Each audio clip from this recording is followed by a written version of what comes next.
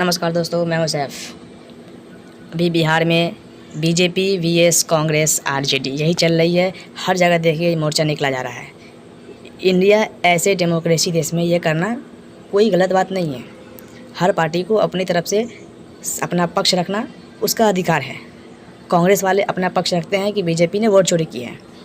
कांग्रेस वाले डायरेक्ट बोल रहे हैं कि बीजेपी ने वोट चोरी की है और बीजेपी इस बात को इनकार कर रही है, इलेक्शन कमीशन में इनकार कर रही है। आखिर इस बीजेपी और कांग्रेस के बीच में क्या भेदभाव है, क्या है, इसे थोड़ी सी हम जड़ से उठाते हैं। दरअसल बात ये हुई है कि बीजेपी को कांग्रेस ने कहा कि आप वोट चोरी कर रहे हैं। कांग्रेस पार्टी ने कर्नाटका स्टेट के वोटर लिस्ट को निकाला और साबित किया प्रेस कॉन्फ्रेंस में कि बीजेपी वोट चोरी कर रही है, लाखों वोट का घपला कर रही है। इस पर इलेक्शन कमीशन ने कहा कि नहीं, ये सरासर गलत है। अब ये सही क्या है गलत क्या है वो तो रिजल्ट आने के बाद मालूम पड़ेगा। लेकिन इससे नाराज़ होकर राहुल गांधी ने आरजेडी के साथ गठबंधन किया और बिहार में कई जगह पर उन्होंने रैली निकाली, रैली मोर्चा किया और वोटों को इसके बारे में वोट चोर अधिकार यात्रा निकाला। इस यात्रा में राहुल गांधी और आरजेडी यानी तेजस्वी यादव दोनों ने पटना गांधी मैदान में भी आए और उन्होंने इस पर मोर्चा किया।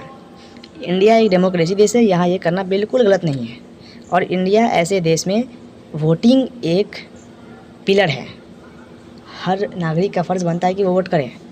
वोट करना उसका हक बनता है। वोटिंग इस देश का अधिकार है, हर एक जनता का अधिकार है। तो अब बात यहाँ पर ये आती है कि आप इस वक्त एक भारतीय नागरिक होने के आदाब क्या करें। आप उस आदमी को, उस पार्टी को वोट दें जो आपके लिए समर्थक हो, जो आपकी आवाज़ को जनता में उठाए, जो आपकी आवाज़ को पार्लियामेंट में सुनाए। इसमें कई सारी पार्टी है, आरजेडी है, कांग्रेस है, बीजेपी है।